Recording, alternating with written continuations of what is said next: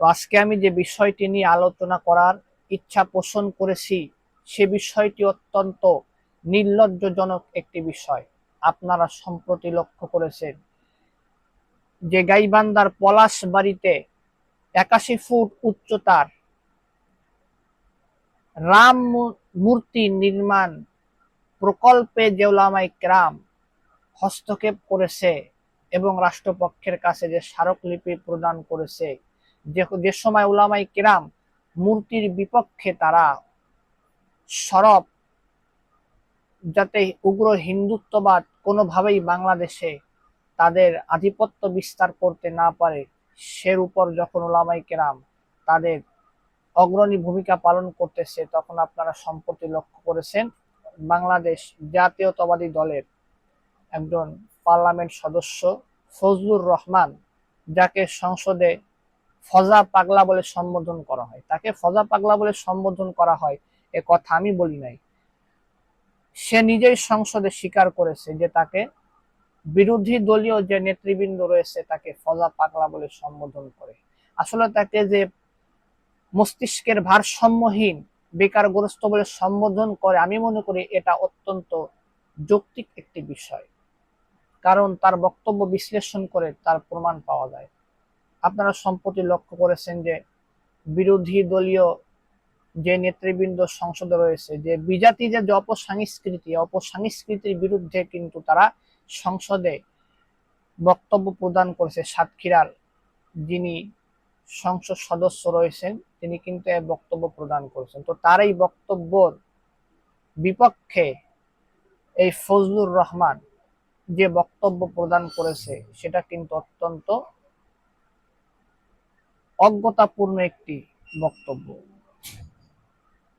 সে বলেন যে কিছু লোক তারা আমাদেরকে মধ্যযুগে নিয়ে যেতে চায়, অর্থাৎ তার ভাষ্যমতে ইসলামী সংস্কৃতি এর দ্বারা রাষ্ট্রের কখনো মুক্তি দিতে পারে না। তার বক্তব্য দ্বারা কিন্তু এটা প্রমাণ তিনি করতে চেয়েছেন। আপনারা শুনেছেন তার বক্তব্য, সে বক্তব্যকে আমি আর রিপিট করতে চাচ্ছি না, তার সে অজ্ঞতাপূর্ণ বক্তব্য। সে পালা গান, জারি গান এরকম ইত্যাদি বিষয় সে টেনে এনে সে একটি দলিল উত্থাপন করার চেষ্টা করেছে। তারা বলে যে বাংলাদেশ জামাত ইসলাম রাষ্ট্রকে মধ্যযুগে নিয়ে যেতে চাচ্ছে। মধ্যযুগ বলতে কি বোঝায়? মধ্যযুগ বলতে যে মধ্যযুগে ইসলামের ব্যাপক প্রসার ছিল, তো সেই যুগে তারা নিয়ে যেতে চায়। যদি তারা বাস্তবে সেই যুগে নিয়ে যেতে চায় তাহলে তো আমরা তাদেরকে অবশ্য সাধুবাদ জানাবো। এটা তো একটি ভালো কল্যাণকর একটি দিক আমাদের রাষ্ট্রের জন্য। যদি বাস্তবে প্রকৃতপক্ষে রাষ্ট্র যদি ইসলামী যে বিধান মোতাবেক পরিচালিত হয় তাহলে অবশ্যই রাষ্ট্রে শৃঙ্খলা এবং সুন্দর যেই আঞ্জাম প্রক্রিয়া এটা প্রতিফলিত হবে, এটা আমরাও বলি, আমরাও সমর্থন করি।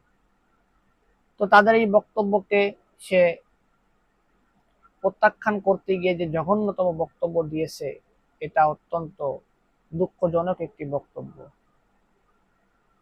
সে বলে যে যে জাতির সংস্কৃতি নাই সে অসভ্য জাতি।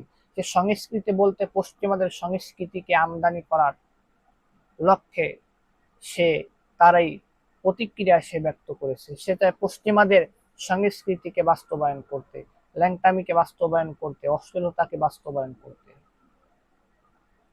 এজন্য পশ্চিমা কোনো সংস্কৃতি বাংলাদেশে কখনো চলবে না, বিজাতিদের কোনো সংস্কৃতি বাংলাদেশে চলবে না। এটা সংখ্যাগরিষ্ঠ মুসলিম দেশ, এই দেশ ইসলামিক বিধান মোতাবেক পরিচালিত হবে। এর জন্য যদি আমাদের যা করার প্রয়োজন আমরা তাই করতে প্রস্তুত আছি। তার বক্তব্য আপনারা শুনেছেন যে সে যে বক্তব্য প্রদান করেছে, যে পালা গান, জারি গান, এগুলো আসলে এইগুলো তো অপসংস্কৃতি। সেগুলোর পক্ষে কথা বলে।